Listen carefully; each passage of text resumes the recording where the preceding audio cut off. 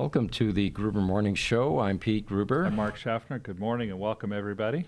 This is the EV portion of our weekly podcasts, and the theme today is we're confused what all this hullabaloo about Tesla is about and Elon. So that's the basis for this background. Yeah, it seems to be growing and getting bigger over time, and not going away.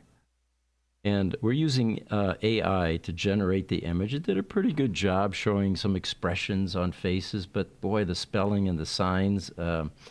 The best one is probably the one by my head. It's spelled correctly and it makes sense. Yeah, Elon Musk the stop must Tesla in the background with the backwards S is not quite as good. What we did find, though, is that the new Chat GPT version now has an image generating function. So we're not using DALL-E anymore. We're using that, and that one actually learned to spell. Yes. Anything that you tell it, I want to see this in the background, it does a pretty good job. You'll see that later on at 11 o'clock with our Tesla Roadster podcast. They put a sign up in back, Gruber Motor Company. Nothing misspelled. Everything was perfect. And, I have to give kudos to the AI, though, for the people generation. Those are very realistic-looking people. They are, yeah. And again, in the Roadster podcast, you're going to see an image of Elon, which is surprising because it typically distorts it or it won't let you post. So, yeah. The first item that I have here for everyone is a few days ago, it turns out a Cybertruck was involved in a collision. And the post went something like this. A few days ago, our Cybertruck saved my life and the life of my 5-year-old daughter. We were T-boned by a drunk driver who ran a red light going 60 miles an hour. Can you imagine that? That's hard to imagine. There's so much energy at something like that, and it's not like the drunk driver was going to slow down and stop. Right. Yep. The police, they say, on the scene told us that if we had been in any other vehicle, the car would have flipped and been torn in half. He says, I'll be buying a new Cyber Beast this week. If you love your family, buy a Tesla. You know, on a very serious note, these trucks are proving to not only look kind of like a tank, but really be built like a tank. Yeah. I'm not sure I've ever seen an automobile-style vehicle, whether it's a small light pickup truck or car, that's ever been built with this kind of durability. I mean, think about it. We got the Las Vegas explosion that any other vehicle, any other car, any other truck would have blown up. Right. This car held together and forced the explosion up. Who knows how many lives they ended up saving simply because of the Cybertruck. You remember a year ago, and if the guys can pull up this picture, we have one, a Dodge Ram rear-ended a Cybertruck on the road, and it was... the Ram was totaled. Yeah, you were talking about that before the show. Yeah, and the Cybertruck, honestly, it looked like you could take a terry cloth towel to the back of the Cybertruck and just wipe off the residual of what the Ram left behind. Right. Pete, can you pull up that image? You should be good now. All right. The bottom right of your screen.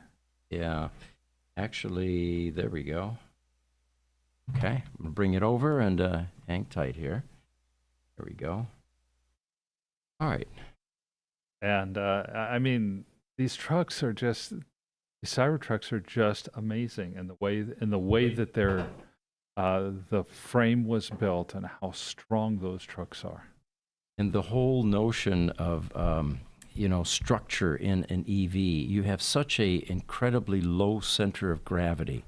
Yeah. In the case of the Cybertruck, there's 1,000 pounds plus of battery that takes up the first section above 12 inches or so down low. And something hitting that is not going to crumple that very easily. No, it's not. And I mean, think about it. A Cybertruck as a vehicle has the same center of gravity probably as something such as a Corvette or some other larger sports car, but that sits really low, and yet the Cybertruck is sitting really high. Right. I'm going to bring up that image of that post that I was telling you about, the father and daughter that actually walked away from this T-bone experience at 60 miles an hour at an intersection. Yeah. I wish I had better pictures, but that's all I have for you this morning. But I'm sure that if you Google it, you'll be able to get more information. So now, staying with the theme of Tesla and Elon, there is an article in Yahoo News. 2/3 of Americans now say that they wouldn't drive a Tesla. And most of them cite Elon Musk as the reason why, according to this new poll. This is the Yahoo News U.gov survey. It shows that the tech billionaire's popularity has plummeted since he launched the Department of Government Efficiency, or DOGE. Elon Musk, of course, is waging war on the federal bureaucracy. And as head of President Trump's Department of DOGE, he's canceling contracts, they're terminating leases, they're firing civil servants, and they're blocking payments and dismantling America's top foreign aid agency. Voice of America is another one that shut down. It was on 60 Minutes this weekend, and a lot of complaints. It's been around since World War II. You know, the complaints, I'll try not to get too political here. All right, appreciate it. The complaints seem to center around two basic, flawed, logical arguments. Complaint number one is, but we've always done it that way before. Yeah. We've always been doing this. Right, but that is a strong argument. That's argument number one. Voice of America is exhibit one of that. The other complaint is you don't know what kind of long-term impacts this is going to cause. Right, but we don't know what kind of positive long-term impacts doing this is also going to cause. Right. And it may be that the savings are far better than the return that you're getting because you can't justify any return. Yeah. So, yeah, so far the arguments that are being used by the people who are fighting to keep agencies open or Voice of America open or stuff like that are all presenting arguments that are largely just ineffective because those are the nature and tenor of the argument being presented, and it's quite a wild ride. It is. And, as they point out in this article, Musk's cost-cutting activities, his team's cost-cutting activities, to put this in perspective, have done little to endear him or his electric cars to the public. Now we're politicizing electric vehicles or cars. Yeah, different politicizing this time. Right. They say according to this article now, a full 2/3 of Americans, 67%, now say that they would not consider buying or leasing a Tesla. And most of those Americans, 56%, cite Musk himself as the whole reason or part of the reason why. He was, before the election, I think he was one of the more popular guys on this planet, if you think about it. I think so. People revered him as a visionary, as a role model, many things between SpaceX and Tesla and stationary power and ushering in humanoid robots. He became very influential, and things seemed to flip once he got a bit political.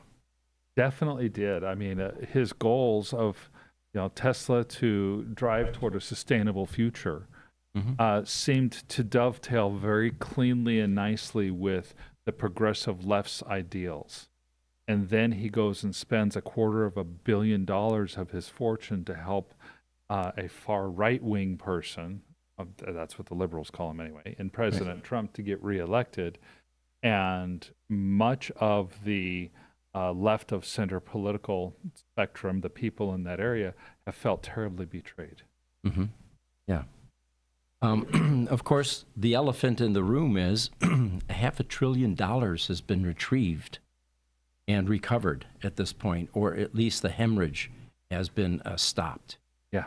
And that, I don't know why that isn't perceived as something that the taxpayers would find beneficial.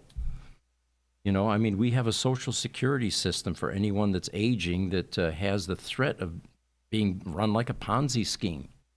And when you find out the amount of fraud, negligence, and just incompetence in the payouts in that system, you would think that the whole geriatric groups in the United States would be ecstatic about finally, discovering what's wrong. Why is it looking like a Ponzi scheme?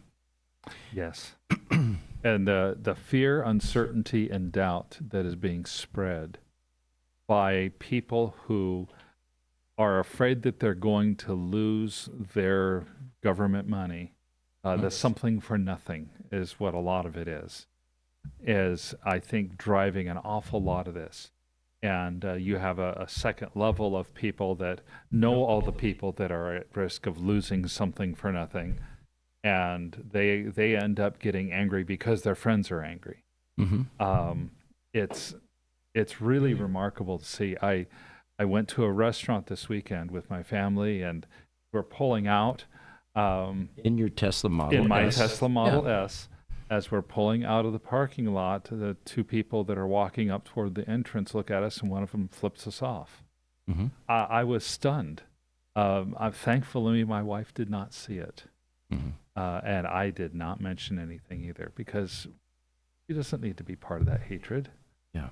It has nothing to do with either of us. It's unjustified. It's misdirected. And,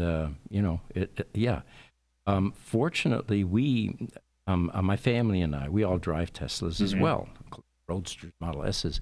We haven't seen any of that. And it's almost like I keep seeing it in the news, and it seems abstract, unreal. It just didn't make any sense. Yeah. But I think your experience drives it home. Yeah, it was a little unsettling to see the simple fact that I'm driving a certain model of car is causing somebody to express open hatred toward me. Right. And the sad part about that is most of the people, the early adopters at least, that took a chance with Tesla or EVs in general, generally had an interest in preserving the planet and helping heal the planet and reducing emissions and thinking about our grandchildren and their children and the future that we're leaving for our future generation. For our future generations. And these cars are not less expensive than ICE vehicles. Many of us bit the bullet and bought something that was even more costly because of that commitment to the environment. Yeah, it's a commitment of, hey, I'm going to spend dollars, I'm going to spend resources, and I'm going to spend the inconvenience of no charging stations or figuring out how to install electrical charging at home or all of that stuff. And there's no question, for the early adopters, there has been a level of inconvenience that you've had to live through. That level of inconvenience is largely gone now because the charging stations are out there. They're getting to be more and more models of cars, so on and so forth. But for the people who have been in the electric vehicle scene for a long time, they're just glad that right now, they're just glad that it's getting momentum and moving. Yeah. So the other concern with having Elon Musk involved in the government in the United States is that he is influencing the president of the United States. And that appears to be troubling to a lot of people. They feel that he has too much influence. There were 39% of the people polled, at least in this poll, voiced that opinion. And then finally, the majority of Americans, they say, 52%, believe that Musk is mostly trying to help himself. Just 36% that Musk is mostly trying to help the country. Well, putting that back in perspective, I don't think he's drawing a paycheck with the federal government. He's doing this for free. It's voluntary. And then some of the other people involved, like the rocket scientist, for example, that was interviewed on 60 Minutes, I think, a week or two ago, they took huge pay cuts, again, with an altruistic view that they wanted to help clean up the government in the United States. Yeah. So misdirected, it seems, but that's what that image behind us is all about. And we tried not to get too political in this, but it looks like we've got some people chiming in now on YouTube. Uncle Mark's Do-It-Yourself Automotive Fix-It channel says, "Hi from Manitoba, Canada, the home of the in Ontario Grand Caravan and many Ford engines. Not cool that people are picking on Tesla owners." Well, thank you, Uncle Mark. You summarized that perfectly, I think. So we've got an image here I'm going to pop up for you. This is a Xiaomi brand, and that's how you pronounce Xiaomi. I had to look that up in a previous podcast where we found out that the CEO of Ford actually drives one of these vehicles, and he won't go back to a Ford. He loves it. Jim Farley, yeah. But the way this article reads is, they aim to sell a staggering 350,000 electric vehicles this year, a figure that would surpass the combined sales of major German auto manufacturers such as Volkswagen, Audi, BMW, Mercedes-Benz, and Porsche, according to this report in Car Advisors. Now, I found this somewhat humorous because the headline even says, they plan to outsell all German brands. Yes. Well, I've got a lot of kids and grandkids, and one of my grandkids always tells the family what he plans to do. And everybody's always in awe and amazed. And I took him aside one day and I said, look, no one cares what you plan to do.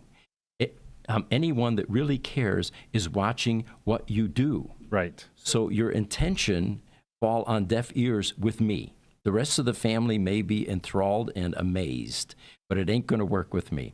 So that's what this headline reminded me of. They're planning on outselling. They haven't done it yet, so let's see what they can actually do. And to your point, I had to read past the title of the article. I had to go find, okay, they plan. Why can they plan this? Why are they announcing this? Originally, at the beginning of 2024, Xiaomi planned on or has set a corporate goal of selling 300,000 cars in 2025. They delivered of this vehicle, the SU7, over 135,000 of them in 2024, and it far surpassed any of their expectations. It is a beautiful car, too. Yeah, it is. It's a beautiful car. It's got great performance, and it's the one that Jim Farley drove and said he won't go back to a Ford. And they are running at capacity on their production. Really? Which is, to me, this is a first. Usually you've got your EV factories that are really big production capacity, but not really big actual production. Lucid comes to mind. Lucid comes to mind. Rivian comes to mind a little bit as well. They've got a lot more production capacity than they have actual production. Xiaomi has the opposite problem. They are running at capacity. They're running 3 shifts, 7 days a week. They're all out. So they're going to finish the second phase of their production facility, their manufacturing facility in Beijing this year. They've got a new model, a compact/crossover SUV that's going to compete directly with the Model Y. It's being rolled out. It's been introduced to the market. It's going to be for sale this summer. And they have a number of hits on their hands. They also have somewhere between 10 and 15 different models of cars that they sell. It leads me to believe that these guys might be able to walk the walk that they're talking about, which frankly is impressive. They're actually telling the world that they've got a great car and that they can't get enough. People can't get enough of them. You know, while we're on the topic of Chinese brands, here's another interesting article we collected over the week. Chinese electric vehicle brands overtake Tesla in Europe's February sales. These are usually clickbaity type headlines, right? Yes. So it says, in February, Chinese-owned car brands registered 19,800 new EVs in Europe, outpacing Tesla, which registered just 15,700 units. In the same month last year, the former registered 23,182 units compared to the 28,000 registered by Tesla. So you were going to unpack that a bit. I do. I want to unpack that one a little bit too. There's a lot to this. The biggest thing to unpack from this is that the overall EV market is continuing to go gangbusters in Europe. For the continent, so for all the European nations, EV sales so far in 2025 are up 26% over 2024. Yeah, we knew they would. The best-selling Chinese brands I can see the first one totally. It's Volvo. Okay. People forget Volvo is, although they're manufactured still in Switzerland, I believe. It's either Sweden. I believe it's Sweden, Sweden. I think. Maybe Sweden. Although the actual factories are in Sweden, it's owned by Geely Automotive, Oh, that's true. which is Chinese. Yeah. Okay. Along with Polestar. Polestar is a sister brand of Volvo. And those two and BYD are the three most popular cars being sold in Europe as well. Now, Tesla sales have fallen. Obviously, you just mentioned 28,000 to 15,000. It's their lowest level in 5 years. But the market itself overall is incredibly healthy still. And booming. and absolutely booming. There were 164,000 new EV registrations in Europe in the month of February. We've got YouTube. Ryan Schilling is joining us. Welcome, Ryan. He says, lots of pro-Elon support at our local Tesla store in Knoxville, Tennessee this past Saturday. Thank you. Good Glad to to hear that. Yeah. On YouTube, Easy EV says, on the flip side, a group of middle school boys were all cheering the car as I drove by. I even recorded it, so it seems the unbiased still like Tesla. I apologize for the total evidence. Hey, Pete.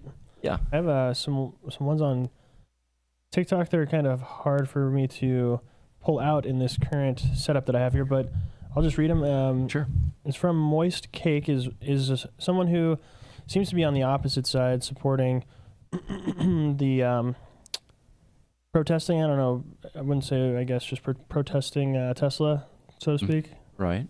And they're saying that a couple of quotes. They say, it's almost like nobody wants EVs here. One of the ones that I saw that was interesting was, I've been following Gruber since day one, and I can't believe you guys are picking sides. It seems like, Moist Cake, if you want to give us more detail on why people, or why you or other people are against Tesla, let us know so we can get that opposite opinion. Pete, what do you think about that statement, though?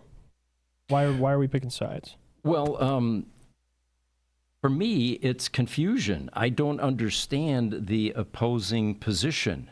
I'm still trying to sort out, what is Elon doing wrong?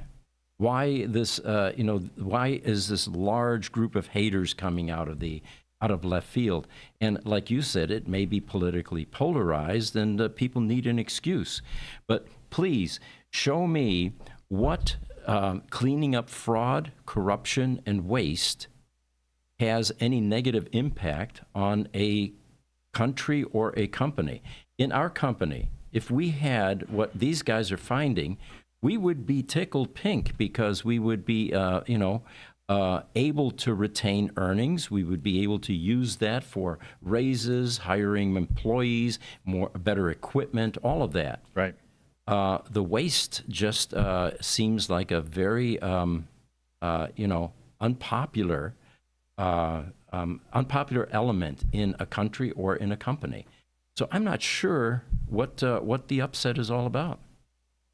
And for my part, I'm pro EV. And I'd like to just leave it at that. I'm pro EV. The electrified powertrain is simply a method of propulsion. It is environmentally, overall, much cleaner than the fossil fuel method of propulsion. It's much more efficient than the fossil fuel method of propulsion. Far less damaging to the environment, to our health, to our future generations' health, and potentially beginning to reverse the trend on what's happening with the planet, with global warming, and all of the impact we're seeing from that. Yeah. So far, what I've seen in terms of observation of what Elon Musk is trying to do in the government and what Donald Trump is trying to do in the government, is and the reaction that's occurring outside of what Elon Musk and Donald Trump are doing. What I'm noticing is you've got Elon Musk and Donald Trump trying to make wholesale changes to the way the federal government functions. And you've got lined up against them people who were traditionally allies of Elon Musk who feel betrayed, in my opinion, and people on the progressive left of the political spectrum who feel outraged that somebody is trying to dismantle what goes on in our government. Now, I get it, in that much of the political left in America today believes that the best method for people to get the help that they need is for the government to administer services. Good point. And Elon Musk and Donald Trump are going through the process of dismantling much of that infrastructure. FEMA has been put on the chopping block. USAID, the foreign aid agency, has been put on the chopping block and largely shut down. The Department of Education is largely in the process of being wound down and shut down. Mm-hmm. Health and Human Services, another service agency that they're trying to just completely get rid of and shut down. These are the very agencies that those who are left of center on the political spectrum are saying are the most efficient and most important ways for us as humans to get the services and things that. Sure. I'm not going to say whether I agree with it. That goes a little too far into the politics. But what I will continue and will reiterate again is that so far the arguments that have been advanced against Donald Trump and Elon Musk have tended toward the we've done it this way before, or you just can't do that type of arguments. They're not coherent, logical arguments at all. And as such, most of the arguments that have gone in many cases to court against Elon Musk and Donald Trump have failed because they have no good legal basis or logical standing. Yeah, good point. You mentioned a phrase the other day, or this morning actually, tax and spend. Yes. So I'm not sure that people understand the correlation between inflation and spending. When you print money frivolously, it devalues everyone's bank account and prices go up. Well, I you like to use the big screen TV example. A big screen TV costs $1,000, and your manufacturer can make 1,000 big screen TVs. Your marketplace has 10,000 people. So if 10% of those 10,000 people can afford a big screen TV, you have parity in your market because 10% of the people can afford $1,000. So what happens if suddenly everybody gets a $1,000 check and half of those somebodies decide, I want a big screen TV now? Mm-hmm. The manufacturer doesn't have enough big screen TVs, so they have to pay a premium price for overtime labor to build their big screen TVs, and they're going to raise their prices because there's more demand in the market. The next thing you know, now you have a $2,000 or $2,500 big screen TV. That inflation. Okay. Thank you for summarizing that, Mark. It looks like we've got more people coming in. TikTok, Add a System says, they hate the person, not the brand. TikTok, yeah, Moist Cake. Obviously, we are all pro-EV. We are anti-Tesla. This isn't about a political divide in America. It's a global issue with America. Okay, very interesting comment. Mm-hmm. And then YouTube, TJ says, best Elon stay behind the scenes. I thought Vivek Ramaswamy was a co-partner with Elon on Doge. Put Vivek up front as he is a politician and put Elon way behind in the scenes. You know, that's actually good advice. Not Unfortunately, I think Vivek saw what was going to be happening. Right. And he exited stage left after about 3 days. He didn't want to destroy his future political career. I think that the way things have gone down, you have to wonder about that. Yeah. But, you know, it gets back to Elon's personality. Elon flat out doesn't care. If he has an altruistic mission, that is the most important to him. If he has a mission about making electric cars and saving the planet, that is his mission. He's often said, I don't care about money. One of the things that frustrates the politicians so badly in Washington is Elon can't be bought. Lobbyists have nothing to say to Elon. Well, that's one of the existential threats that's going on with this Department of Government Efficiency. You've got somebody who wasn't elected and who was simply appointed by the president and is volunteering as an extra governmental person. So he has none of the oversight that would normally come with the strings attached that come with government. He has the ear of the president, and he's doing what the president wants. Yeah. So the most powerful man in the government, the one who leads the executive branch, is saying, "Go do this," and he's doing it, and he doesn't care what anyone thinks. And how do you stop that? The people are finding out it's very hard to do. Yeah. YouTube Spoonie412 says, on the bright and sunny dude of emotions, I hear it is possible to charge an EV with a tree. Also distributed laser charging, DLC. We're going to have to find out more about that. Yeah, I'm intrigued. So want to show you another image here. And this one is, let's see here. This is China 12 years ago and today. You know, we personally, I always felt that China was like India. They were backwards. You know, it's going to take them decades to, come into relevance in the economic landscape.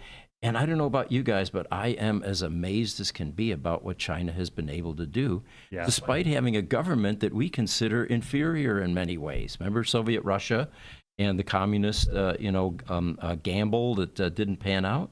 Well, look at communist China. In 12 years, this is their high-speed rail network.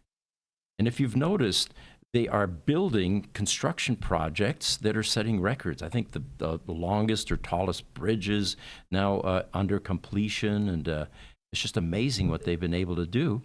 And now we've got EVs. They are completely committed to helping convert this planet and getting rid of fossil fuel burners. Yeah. Now, for those of you that have a hard time reading the little small print on the legend, the blue is lines that are capable of 300 miles an hour plus, or kilometers an hour plus. Green are the lines that are newly built that are capable of at least 200 to 299 kilometers per hour. And then all the red are lines that are capable of other sources of high-speed service, although not quite that much. Everything on the map has been built. Really? That's the part that amazes me more than anything else. In 12 years? That's all in 12 years. Yeah. Amazing. All right. Have another image here to pop up. This one is a bit humorous. It's inconsistent with what we expect from an EV or Tesla. This is, of course, a standard oil filter.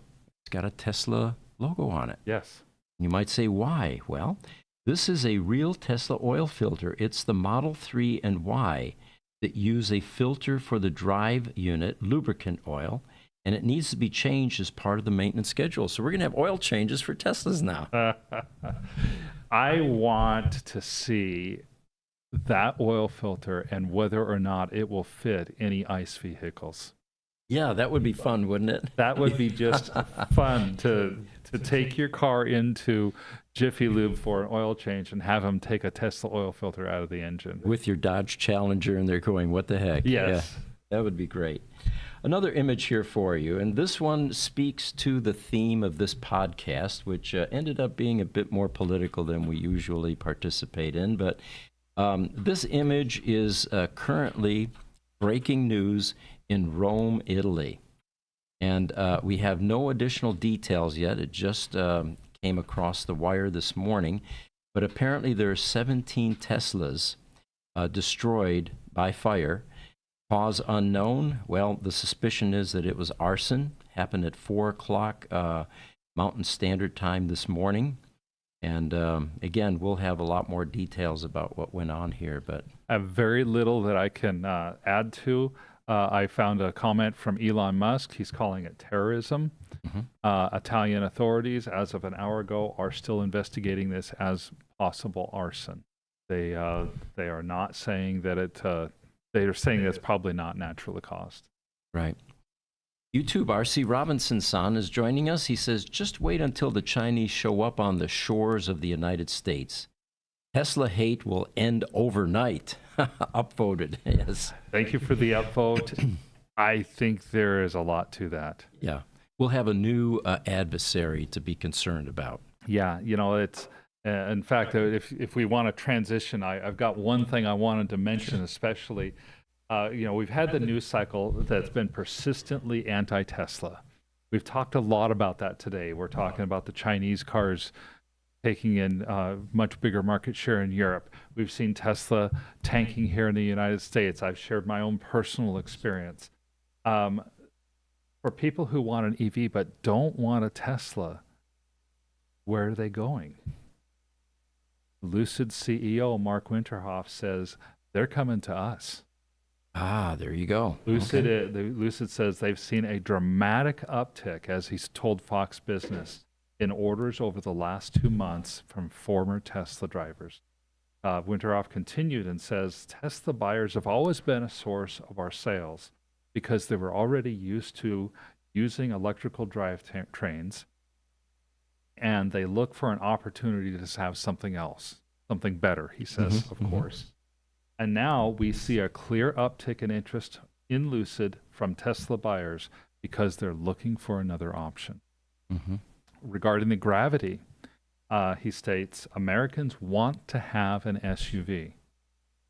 That is the quintessential American car. It's the size of a pickup truck and a much larger addressable market for us. Therefore, it's much larger demand. I even checked on Reddit to see kind of what people are talking about. Yeah. One guy asked, I like my Model Y, my Model 3, but I'm looking to see what other alternatives are out there. One person received this response, and I'm just going to quote it here because I thought it was so good. It says, Rivian is the most like Tesla in terms of software and EV experience, but of course they only have large vehicles, a large truck and a full-size SUV. They are very nice, however. Lucid Air is the most analogous to the Model S, four-door sedan, luxury, and it's superior to the other EVs by a wide margin. Porsche Taycan is also very good, but it has more compromises. As for the Model 3/Y, the Hyundai Ioniq 6, Ioniq 5, the BMW i4, the Kia EV6, and the Mustang Mach-E are all reasonable alternatives. So people are out there looking at what kind of brands and stuff are out there. Right. And I thought it was notable that he said the Lucid is the best by a wide margin. Yeah. If you think about it from a comparison standpoint, it's the most closely linked to the Model S. Yeah, it definitely is. Hey, Mark. Yes. So I was scrolling on Instagram the other day, and an ad popped up for Lucid that says you have a choice. So they're actively trying to jump on this opportunity to try to sell more cars. Absolutely. Brilliant marketing move. Instagram Never Enough Cars says, I drove a Chinese EV when I lived in Shanghai. The build quality was great. Open the free market. I have to agree there. If the U.S. automakers really want to thrive, they need to be willing to take on the fiercest competition. And right now, I think that would be China. Yeah. Well, it looks like we're coming to the close of our podcast. Join us at 11 o'clock today in about 23 minutes when we switch over to the Tesla Roadster podcast, which we do bi-weekly now, roughly. One time. Yeah. We'll go 3 weeks at times, but we've got some interesting things to share with you. Why Roadster annuals are important, how to get rid of some annoying, pesky messages, alerts, and just general news. Valuation news is an interesting one in this podcast as well. Definitely. Are we on an uptick with Tesla Roadsters? So I'm Pete Gruber. I'm Mark Schaffner. Have a wonderful day.